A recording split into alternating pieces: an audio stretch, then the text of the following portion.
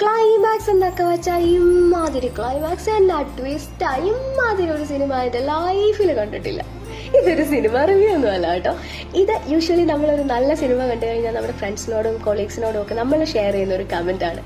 നമ്മുടെ ലൈഫും ഒരു അടിപൊളി സിനിമയാണ്. ആര് ഡയറക്റ്റ് ചെയ്തു, ആര് സ്ക്രിപ്റ്റ് എഴുതി, ആര് പ്രൊഡ്യൂസ് ചെയ്യുന്നു, എല്ലാം മേളിലിരിക്കുന്ന തമ്പുരാൻ. നമ്മുടെ ലൈഫിലും ഇതുപോലത്തുള്ള ട്വിസ്റ്റും ടേണും ഒക്കെ പ്രിപ്പയർ ചെയ്ത് ഒരു അടിപൊളി സ്ക്രിപ്റ്റ് എഴുതി കർത്താവ് വെച്ചിട്ടുണ്ട്. നമ്മളായിട്ട് അതിനകത്ത് ചേഞ്ച് ഒന്നും വരുത്താതിരുന്നാൽ അത് അങ്ങനെ അങ്ങ് തീർന്നോളും.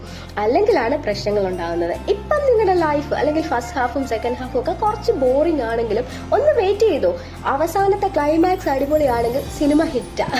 ഒരു ക്ലാസിക് സിനിമ പോലെ ആയിരിക്കും നമ്മുടെ സിനിമ പോലത്തെ നമ്മുടെ ജീവിതം. നമ്മുടെ ലൈഫിൽ ആരൊക്കെ കയറി വരണമെന്നും ആരൊക്കെ ഇറങ്ങി പോകണമെന്നും ആരൊക്കെ നമ്മുടെ കൂടെ നിൽക്കുമെന്നും നമ്മുടെ ലൈഫിൽ എന്തൊക്കെ ട്വിസ്റ്റുകൾ ഉണ്ടാവുമെന്നും എല്ലാം എഴുതി തയ്യാറാക്കിയ ഒരു നല്ല സ്ക്രിപ്റ്റ് റൈറ്റർ മുകളിലുള്ളപ്പം നമ്മൾ എന്തിനാ നമ്മുടെ ലൈഫിൽ ആ സ്ക്രിപ്റ്റിനെ വെട്ടിത്തിരുത്തി എഴുതാൻ പോകുന്നത്? ഒരു പാട്ടുകാരൻ എഴുതിയേക്കുന്ന പോലെ ആദ്യങ്ങൾ കൈപ്പാകിലും അന്ത്യമോ ദൂരമുള്ളതാവണമെങ്കിൽ നമ്മൾ കർത്താവ് എഴുതിയേക്കുന്ന ആ സ്ക്രിപ്റ്റിനകത്ത് നിൽക്കുന്നതല്ലേ നല്ലത്. അതുമായിട്ട് മുന്നോട്ട് പോയാൽ ഒരു അടിപൊളി ക്ലൈമാക്സ് നമുക്ക് വേണ്ടി വെയിറ്റ് ചെയ്യുന്നുണ്ട്. ദൈവം അനുഗ്രഹിച്ച് തന്നിരിക്കുന്ന ഒരു നല്ല ക്ലൈമാക്സിന് വേണ്ടി നമുക്ക് വെയിറ്റ് ചെയ്യാം. നമ്മളായിട്ട് നമ്മുടെ ലൈഫിൽ ചേഞ്ചസ് ഒന്നും വരുത്താതിരിക്കാം. Let's wait for that beautiful climax.